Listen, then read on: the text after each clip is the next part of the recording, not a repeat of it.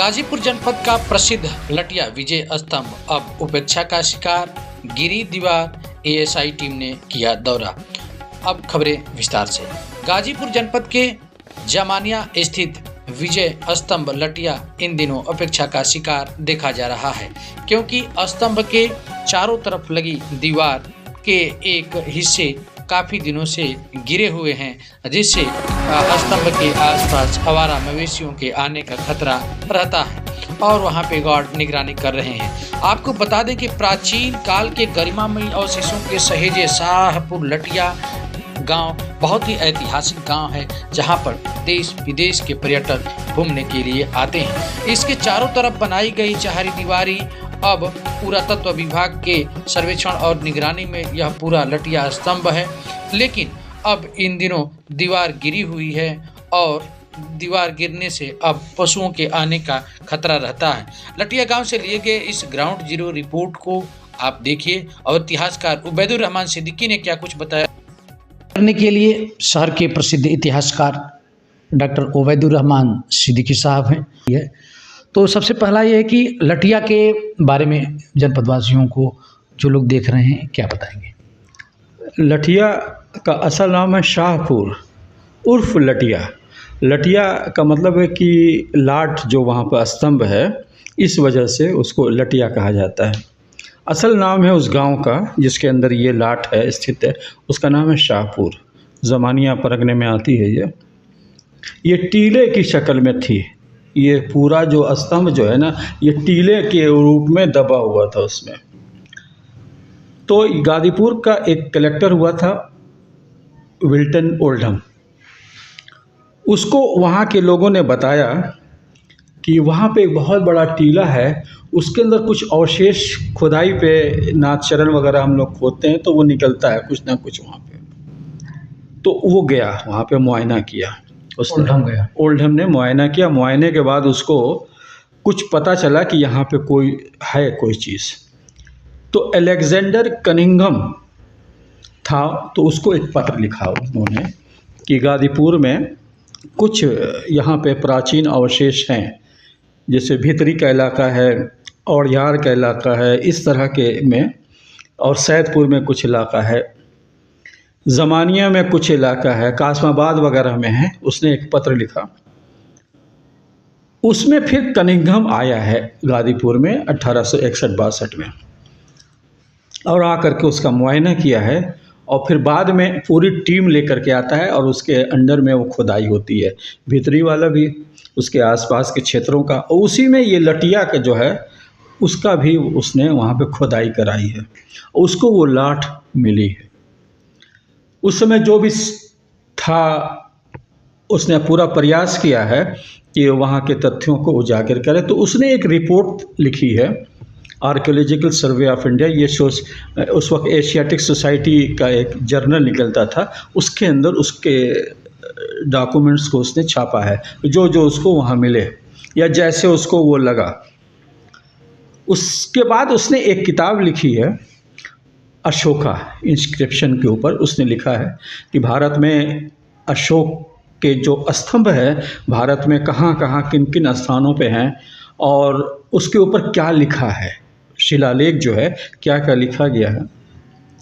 तो उसने उस रिपोर्ट में लिखा है कि ये स्तंभ जो है अशोक द्वारा ये स्तंभ स्थापित किया गया है, अभी इसके ऊपर शिलालेख लिखा जाना बाकी था। इस बीच में वो गृह युद्ध में फंस गया और उसकी डेथ हो जाती है और वो स्तंभ जो है वो एज इट इज़ है, रह गया।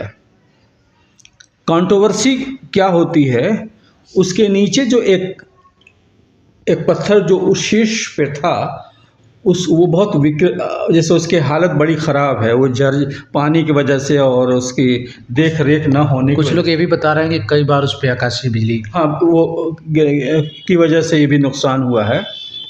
तो 1862 के बाद वो ऐसे ही वो स्थान पड़ा हुआ था।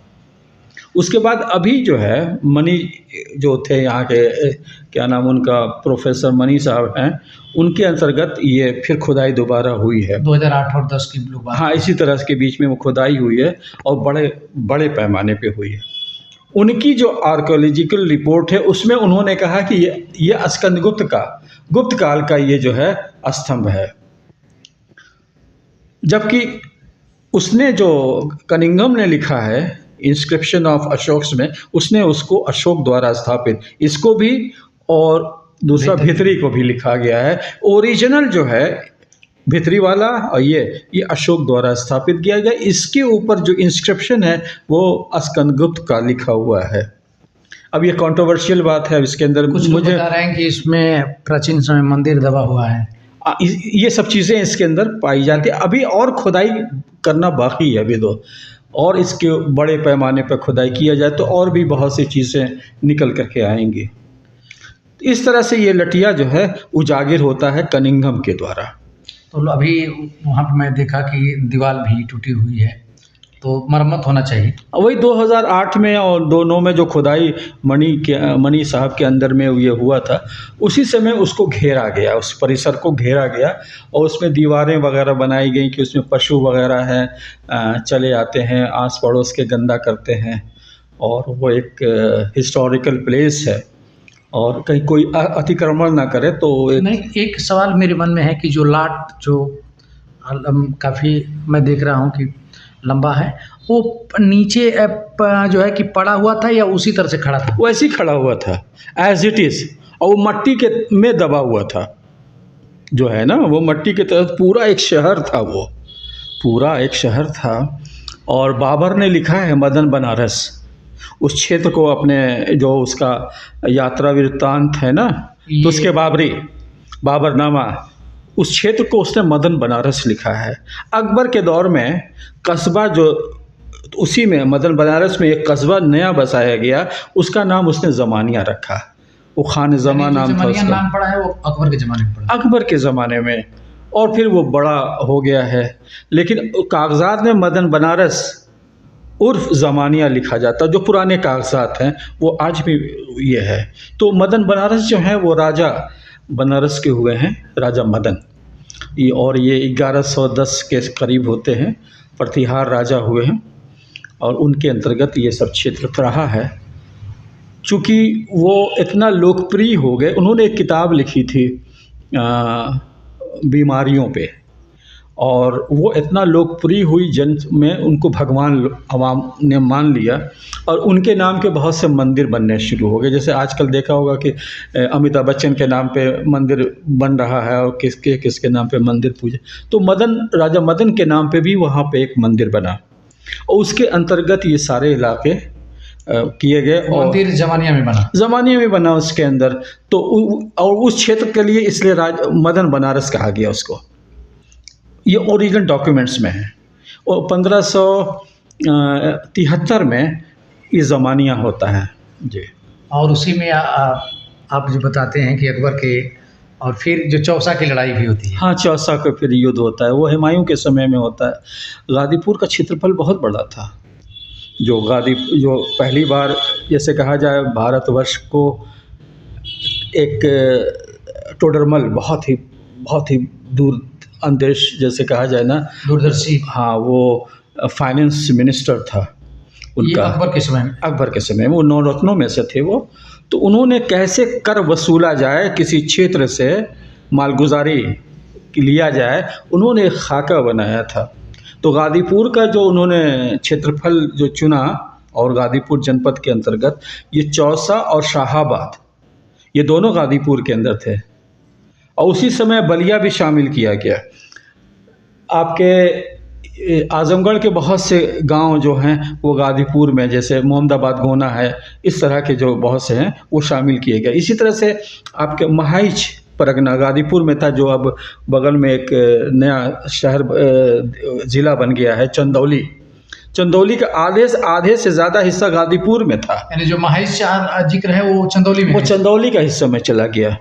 बनारस का नरवन जो परगना था वो गाजीपुर में था। ये बहुत बड़ा इसका क्षेत्रफल था, और सबके अपने अपने वहाँ पे तल्लुक़दार और ज़मींदार लोग थे जिनसे कर वसूला जाता था।